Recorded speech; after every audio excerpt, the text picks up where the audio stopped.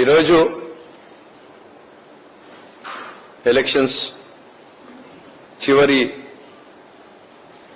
రోజు మనం వెళ్లి ప్రజలకు ఓటు అడగడానికి ఇన్ని రోజులు ప్రతి పార్టీ ప్రతి ఇంటి దగ్గరకు వచ్చి మాకు ఓటు వేయండి మాకు ఓటు వేయండి అని చెప్పడం జరిగింది. కానీ ఎన్డీఏ కూటమి, Telugu Desam party, BJP party, Pawan Kalyan గారు మాత్రం 2014 నుంచి 19 వరకు మేము ఈ రకంగా మేలు చేశాము అని చెప్పుకోలేకపోయినారని చెప్పి నేను సూటిగా తెలుపుతున్నా. 2014 నుంచి 19 వరకు ఎన్డీఏ కూటమికు ఆంధ్ర రాష్ట్ర ప్రజలు అవకాశం ఇస్తే మరీ ప్రత్యేకంగా మా ముస్లిం సమాజానికి మీరు ఏం చేశారు అని అడిగితే చెప్పుకోలేని దుస్థితిలో ఈరోజు మీరున్నారు. మీరు నిజంగా ఈ మైనార్టీ వర్గాలకి వాళ్ళకు అభివృద్ధి బాటలో నడిపించడానికి, వాళ్లకు విద్యాపరంగా కానీ, వైద్యపరంగా కానీ, హౌసింగ్ పరంగా కానీ, మహిళా సాధికారత పరంగా కానీ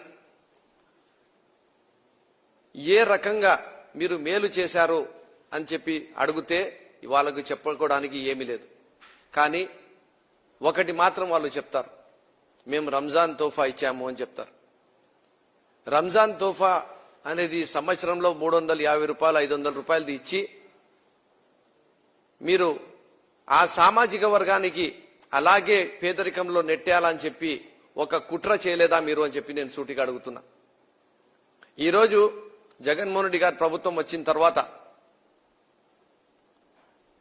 సాచార్ కమిటీ రిపోర్ట్ ఉండని, రంగనాథ్ మిశ్రా కమిషన్స్ రిపోర్ట్ ఉండని మొన్న చెప్పారు నెల్లూరులో కూడా జగన్మోహన్ రెడ్డి గారు, అన్ని మతాల్లో బ్యాక్వర్డ్ క్లాసెస్ ఉంటాయి, ఇది మతపరమైన రిజర్వేషన్ కాదు, దీన్ని మతపరమైన రిజర్వేషన్ అని చెప్పి తీసుకొని పోవడం తప్పు. ముస్లిం సామాజిక వర్గంలో కూడా బ్యాక్వర్డ్ క్లాసెస్ ఉన్నాయి. ఆ బ్యాక్వర్డ్ క్లాసెస్ కు మాత్రమే లాజికల్ గా, లీగల్ గా, కాన్స్టిట్యూషనల్ పరిధిలోనే వాళ్లకు ఆ రిజర్వేషన్స్ ఇవ్వడం జరుగుతుంది. దానిని కాపాడే బాధ్యత నాది. ఎన్డీఏ కూటమి నుంచి ఎవరు ఏం మాట్లాడినా నేను మాత్రము మీ పక్కన నిలబడతా అని చెప్పి గట్టిగా చెప్పిన నాయకుడు జగన్మోహన్ రెడ్డి గారు. కానీ ఎన్డీఏ కూటమిలో నారా చంద్రబాబు నాయుడు గారి నడిపిస్తున్న ఎన్డీఏ కూటమిలో రాజ్నాథ్ సింగ్ గారు వచ్చి విశాఖలో చెప్తారు 4% రిజర్వేషన్స్ తీసేస్తామని చెప్పి. పవన్ కళ్యాణ్ గారు 2 లక్షల పుస్తకాలు చదివారు సార్, మీరే చెప్పుకుంటారు. మరి రంగనాథ్ మిశ్రా కమిషన్ చదవలేదా మీరు? సాచార్ కమిటీ రిపోర్ట్ చదవలేదా? మేము ఎలా బతుకుతున్నాం మీకు అసలు తెలుసా? మా ఇంట్లో ఎలాంటి పరిస్థితులు ఉన్నాయని చెప్పి తెలుసా? మేము ఎంత పేదరికంలో ఉన్నామని చెప్పి మీకు తెలుసా? ఎప్పుడైనా మా గల్లీల్లో వచ్చి చూసారా? మా ఇంట్లో వచ్చి ఏం పరిస్థితి, ఈ కుటుంబం ఎంత సంపాదిస్తుంది, ఎంతమంది దీనిపైన ఆధారపడి ఉన్నారు, వాళ్ళ భవిష్యత్తు ఏమి, వాళ్ళని మెయిన్ స్ట్రీమ్ లో ఎట్లా తీసుకొని రావాలి, వాళ్ళ స్థితిగతులను ఎలా మార్చాలని చెప్పి ఏ రోజన్నా నువ్వు వాళ్ళ దగ్గర వెళ్లిపోయి చూసావా? కానీ ఈరోజు బీజేపీ చెప్తున్న మన పవన్ కళ్యాణ్ ఏమంటాడంటే ముస్లింలకు రిజర్వేషన్ అవసరం లేదు అని చెప్తాడు. 9 సంవత్సరాలు చంద్రబాబు నాయుడు అధికారంలో ఉన్నప్పుడు ఎన్నో పోరాటాలు చేసిన తర్వాత రాజశేఖర రెడ్డి గారికి చెప్పి ఆ రోజు ఆయన మా స్థితిగతుల్ని చూశాడు కాబట్టి, పాదయాత్ర చేశాడు కాబట్టి, కలిశాడు కాబట్టి, లేదు ఎస్ వీళ్ళు నిజంగా కూడా చాలా వెనకబడిపోయినారు, వీళ్ళని నేను మెయిన్ స్ట్రీమ్ లో తీసుకొని రావాలంటే రిజర్వేషన్ ఇవ్వాలని చెప్పి ఎన్నో కష్టాలతో తర్వాత, ఎన్నో పోరాటాల తర్వాత తెచ్చుకున్న మా రిజర్వేషన్ ని నువ్వు ఈరోజు రిజర్వేషన్ తీసేస్తే పర్వాలేదు, ఇచ్చినా పర్వాలేదు, బీజేపీ ఏం చెప్తే అది కరెక్ట్ అని చెప్పి చెప్పడము, అది అసలు ఇది కరెక్టా అని చెప్పి నేను సూటిగా అడుగుతున్నా.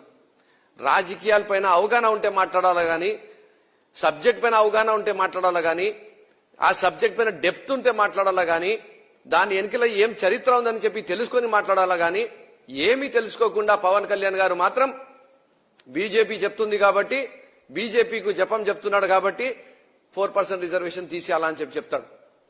ఇది న్యాయమా అని చెప్పి నేను సూటిగా అడుగుతున్నా. అలాగే ఈరోజు ఎన్డీఏ కూటమి చెప్తుంది, ప్రతి రాష్ట్రంలో ప్రతి సభలో చెప్తున్నారు వాళ్ళు, ఎన్ఆర్సీని ఇంప్లిమెంట్ చేస్తాం, యూనిఫామ్ సివిల్ కోడ్ ని తీసుకొని వస్తాం, విపక్షకు గురి చేస్తాం, ఇబ్బందులకి గురి చేస్తాం. మేము వేసుకునే బుర్ఖా నుంచి, టోపీ నుంచి, మసీదు నుంచి, స్పీకర్ నుంచి ప్రతి దానిపైన కూడా ఒక అభద్రతా భావం తీసుకొని వచ్చే విధంగా, సమాజంలో వాళ్లకు తీసి పక్కన పెట్టేసే విధంగా, కులాల మధ్యలో, మతాల మధ్యలో చిచ్చు రేపే విధంగా, విద్వేషాలను రెచ్చగొట్టే విధంగా మాట్లాడుతుంటే, అలాంటి కూటమికి ప్రాతినిధ్యం వహిస్తున్న చంద్రబాబు నాయుడు మాత్రం ఒక టోపీ పెట్టుకొని, నలుగురు పెయిడ్ ఆర్టిస్టులని పెట్టుకొని, నేను మీ సామాజిక వర్గంకు మేలు చేస్తానని చెప్పి ఎవరన్నా చెప్తే మా సామాజిక వర్గంలో ఎవరన్నా వినడానికి, నమ్మడానికి రెడీగా లేరు అని చెప్పి నేను తెలియజేసుకుంటున్నా.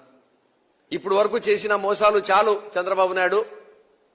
నీకు దమ్ము ధైర్యం ఉంటే నువ్వు ఎందుకు రాజ్నాథ్ సింగ్ గారిని మళ్ళీ చెప్పలేకపోయినావు, మేము ఆంధ్రప్రదేశ్ రాష్ట్రంలో 4% రిజర్వేషన్ ని మేము డిస్టర్బ్ చేయము అని చెప్పి? నువ్వు ఎందుకు ఆ ఎన్డీఏ కూటమి నుంచి బయటికి రాలేదు?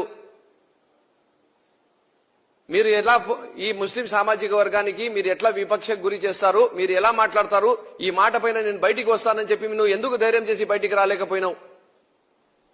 ఒకవైపు నీకు ఎన్డీఏ కూటమి కావాలా, ఒకవైపు నీకు ముస్లిం సామాజిక వర్గం ఓట్లు కావాలా, అందరినీ మోసం చేయాలా, నీ స్వార్థం కోసం, నీ రాజకీయం కోసం, మా భవిష్యత్తు కోసం, మా భవిష్యత్ని అణిచివేయాలా, మా భావి తరాలని ఎదగకుండా చేయాలా అని చెప్పి కుట్ర చేయడం లేదా నువ్వు అని చెప్పి నేను సూటిగా అడుగుతున్నా చంద్రబాబు నాయుడు గారికి.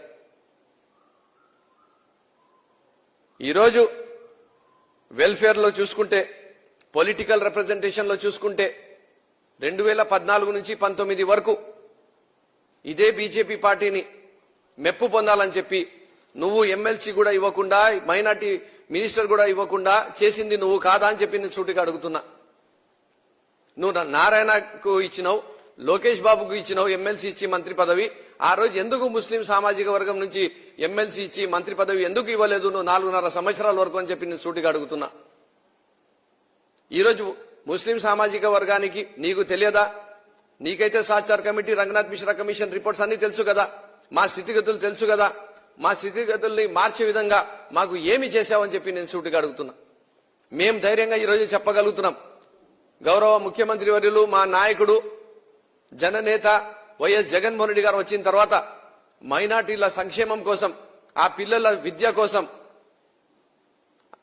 వాళ్ళ ఆరోగ్యం కోసం, మహిళా సాధికారత కోసం, హౌసింగ్ కోసం, ప్రతి ఒక్క చిన్న అంశం పైన కూడా వాళ్లకు ప్రతి అడుగులో నేను విన్నాను, నేను ఉన్నాను అని చెప్పి ఏదైతే మాట చెప్పాడో ఆ మాటకు కట్టుబడి తోడుగా నిలబడిన మనిషి 23,000 కోట్ల రూపాయలతో ఈరోజు వాళ్లకు ప్రతి కుటుంబానికి అభివృద్ధి బాటలో నడిపించే విధంగా చేసినాడు. మరి నువ్వు ఏమి చేసినావు అని చెప్పి నేను సూటిగా అడుగుతున్నా.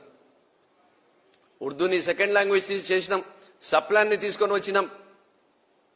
ఈరోజు పొలిటికల్ రిజర్వేషన్ 175 సీట్స్ కి 4% ప్రకారంగా 7 మంది ఎమ్మెల్యేస్ కి ఇచ్చినాడు జగన్మోహన్ రెడ్డి గారు. మరి నువ్వు ఎందుకు ఇవ్వలేకపోయినావు అని చెప్పి నేను సూటిగా అడుగుతున్నా. నువ్వు 3కి పరిమితం ఎందుకు అయినావు అని చెప్పి నేను సూటిగా అడుగుతున్నా. పవన్ కళ్యాణ్ గారికి అడుగుతున్నా, నీకు ఎంతో మంది ముస్లింలు నీ ఫ్యాన్స్ ఉన్నారు కదా, మరి నువ్వు ఆ సామాజిక వర్గం నుంచి ఒక్క ఎమ్మెల్యే సీట్ కూడా ఎందుకు ఇవ్వలేకపోయినావు అని చెప్పి నేను సూటిగా అడుగుతున్నా. అంటే మా ఓట్లు కావాలా, మమ్మల్ని వాడుకోవాలా, కరివేపాకులక తీసి పాడేయాలా, మేము మాత్రం అదే కూలి పనులు చేసుకుంటూ బతకాలా, మీరు మాత్రం బాగుండాలా, సమాజంలో అందరూ ఎదగాలా, ముస్లిం సామాజిక వర్గం మాత్రము వెనకబడి ఉండాలా. ఇదేనా మీరు కోరుకుంటున్నది పవన్ కళ్యాణ్, చంద్రబాబు నాయుడు అని చెప్పి నేను సూటిగా అడుగుతున్నా. ఈరోజు మనం తెలుగుదేశం పార్టీకి గాని, జనసేనకి గాని ఓటు వేస్తే అది బీజేపీ ఖాతాలో పోతుంది. కాంగ్రెస్ పార్టీ కూడా ఈరోజు చంద్రబాబు నాయుడు డైరెక్షన్ లో పనిచేస్తుంది. మనకు మన హక్కులు రావాలన్నా, మనం బాగుపడాలన్నా, మనం అభివృద్ధి చెందాలన్నా, మా పిల్లలు బాగా చదువుకోవాలన్నా, మా వృద్ధులు పెన్షన్ తీసుకోవాలన్నా, ప్రతి ఒక్కరికి ఇంటి కళ నెరవేర్చాలన్నా, లేదంటే మన ఆరోగ్యశ్రీలో వైద్యం చేపించుకోవాలన్నా, ఇక్కడ కులం చూడకుండా, మతం చూడకుండా విపక్ష లేని సమాజం ఉండాలన్నా, ఈరోజు మా హిందూ సోదరులతో, క్రైస్తవ సోదరులతో కలిసిమెలిసిగా భిన్నత్వంలో ఏకత్వం అని చెప్పి ప్రేమతో, అనురాగంతో ఉండాలన్నా ఈరోజు జగన్మోహన్ రెడ్డి గారికి, వైఎస్ఆర్ కాంగ్రెస్ పార్టీకి, ఫ్యాన్ గుర్తుకి ఓటు వేసుకోవాల్సిన ఈరోజు అవసరం ఉంది అని చెప్పి మీకు తెలియజేసుకుంటున్నా. ఏ ఒక్క చిన్న తప్పు కూడా చేస్తే ఎన్డీఏ హాయంలో అంటే 2014 నుంచి 19 వరకు చంద్రబాబు నాయుడు ఎలాగైతే బీజేపీ పార్టీ మెప్పు పొందడానికి గుంటూరులో ఉండే ఎంతో మంది వందలాది మంది పైన కేసులు పెట్టించాడు. నారా హమారాలో దేశద్రోహం పెట్టించిన మనిషి చంద్రబాబు నాయుడు. ఆ అమాయకులు వాళ్ళు ఏం కోరారు? మీరు ఏదైతే మేనిఫెస్టోలో చెప్పారో అది ఎందుకు పూర్తి చేయలేదు అని చెప్పి అడిగితే వాళ్లకు స్టేషన్లు తిప్పి కొట్టి వాళ్ళ పైన ఆఖరికి దేశద్రోహం కేసు పెట్టించిన చంద్రబాబు నాయుడు ఈరోజు పెయిడ్ ఆర్టిస్టులని పక్కన పెట్టుకొని ఒక టోపీ పెట్టుకొని మళ్ళీ మనకు మోసం చేస్తే ఆ మోసపోవడానికి మేము సిద్ధంగా లేము అని చెప్పి తెలియజేసుకుంటున్నాం. ఈరోజు మా సామాజిక వర్గంలో ఉండే పెద్దలు ఉండని, మత పెద్దలు ఉండని, గురువులు ఉండని, జమాత్లో ఉండే పెద్ద మనుషులు ఉండని, ఇంటెలెక్చువల్స్ ఉండని, ప్రతి ఒక్కరిది ఒకటే మాట ఉంది. ఈరోజు 100% జగన్మోహన్ రెడ్డి గారు కులం చూడకుండా, మతం చూడకుండా, పార్టీ చూడకుండా, ప్రాంతం చూడకుండా, విపక్ష లేకుండా ఏ రకంగా అయితే ప్రతి ఒక్క సామాజిక వర్గానికి కలిసి మెలిసిగా ఉండాలని చెప్పి వాళ్ళందరూ బాగుపడాలని చెప్పి ఏదైతే ఆలోచిస్తున్నారో దానికి మేము ఏకీభవిస్తున్నాం. ఖచ్చితంగా ఆయననే మనము ముఖ్యమంత్రిగా చేసుకోవాలని చెప్పి ఒక నిర్ణయం పైన వచ్చినారని చెప్పి మీకు తెలియజేసుకుంటున్నా. ఈరోజు మనకు ఆంధ్రప్రదేశ్ రాష్ట్ర అభివృద్ధి జరగాలన్నా, ఈ సమాజంలో మార్పు రావాలన్నా, స్కూల్స్ బాగుపడాలన్నా, హాస్పిటల్స్ బాగుపడాలన్నా, ఇన్ఫ్రాస్ట్రక్చర్ బాగుపడాలన్నా, ఇండస్ట్రీస్ రావాలన్నా, ఉద్యోగ ఉపాధి అవకాశాలు రావాలన్నా, నిస్వార్థంగా నిజాయితీగా ప్రతి ఇంటి గడప దగ్గరికి ప్రభుత్వం రావాలన్నా జగన్మోహన్ రెడ్డి గారిని ఓటు వేసుకొని, ఫ్యాన్ గుర్తుపైన ఓటు వేసుకొని మనం మళ్ళీ ఒక్కసారి జగన్మోహన్ రెడ్డి గారిని ముఖ్యమంత్రి చేసుకోవాల్సిన అవసరం ఉంది అని చెప్పి మీకు అందరికీ రిక్వెస్ట్ చేసుకుంటున్నా.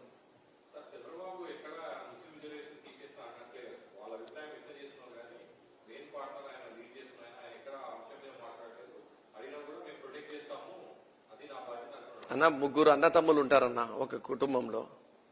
పెద్దన్న మాత్రము మౌనంగా ఉంటాడు. పక్కనుండే ఇద్దరు తమ్ముళ్ళని నువ్వు కొట్టురా వాళ్ళని నేను మాత్రం గమ్మున ఉంటా అని చెప్తే, అంటే పెద్దన్న చెప్పకపోతే ఇద్దరు తమ్ముళ్ళు కొడతారన్నా? ఇది అట్లే ఉందన్న. ఈయన పెద్దన్న లెక్క వ్యవహరిస్తున్నాడు ఎన్డీఏ కూటమికి. ఈయన మాత్రం మౌనంగా ఉంటాడు. పవన్ కళ్యాణ్ మాత్రం 4% రిజర్వేషన్ తీసేస్తే నాకేం ఇబ్బంది లేదంటాడు. బీజేపీ వాళ్ళు వచ్చేసి తీసివేస్తాం మేము అని చెప్పి చెప్తారు. ఈయన మాత్రం మౌనంగా ఉంటాడు. ఎందుకన్నా? ఎన్డీఏగా ఆయన లీడ్ చేస్తున్నాడు కదా.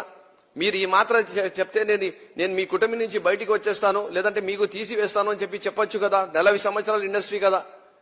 ఈరోజు బీజేపీ పార్టీకి ఎక్కడ క్యాడర్ ఉంది, ఎక్కడ ఓటు బ్యాంక్ ఉంది? పవన్ కళ్యాణ్ గారికి ఎక్కడ క్యాడర్ ఉంది? ఈయన కదా లీడ్ చేస్తున్నది ప్రతి నియోజకవర్గంలో. మరి ఆయన ఎందుకు వాళ్ళకు చెప్పలేకపోతున్నాడు? వాళ్ళ ముగ్గురిని కూర్చోబెట్టుకుని ఎందుకు చెప్పలేకపోతున్నాడు? ఆయన ఒక్కడే ఎందుకు చేస్తున్నాడు? అంటే ఇది మోసం కాదా?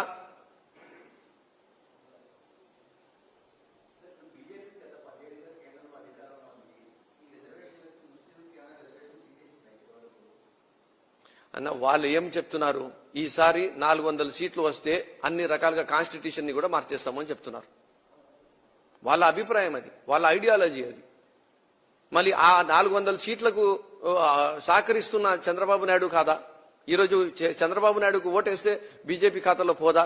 ఆ బీజేపీ ఖాతాలో పోతే మా రిజర్వేషన్లు కానీ, మా పైన ఎన్ఆర్సీ కానీ, యూసీసీ కానీ, నల్ల చట్టాలు కానీ, ఇబ్బందులు కానీ, విపక్ష కానీ మేము గురికామా? దీనికి బాధ్యత చంద్రబాబు నాయుడుదే కదా. వాళ్ళు దానిపైన స్పష్టంగా మాట్లాడకుండా, దానిపైన స్టాండ్ తీసుకోకుండా, అందరినీ ఒక టేబుల్ పైన తీసుకొని రాకుండా ఒకరొకరు ఒక్కొక్క మాట మాట్లాడితే, పూటకో మాట మాట్లాడితే తప్పు కదా. అది మోసం చేయడానికి కోసమే కదా ఇదంతా జరుగుతున్నది. దానికోసమే చెప్తున్నా నేను. మా సామాజిక వర్గం మొత్తము కళ్ళు తెరిచింది. చంద్రబాబు నాయుడు మాటలు వినదు, మోసపోదు ఈసారి. Thank you.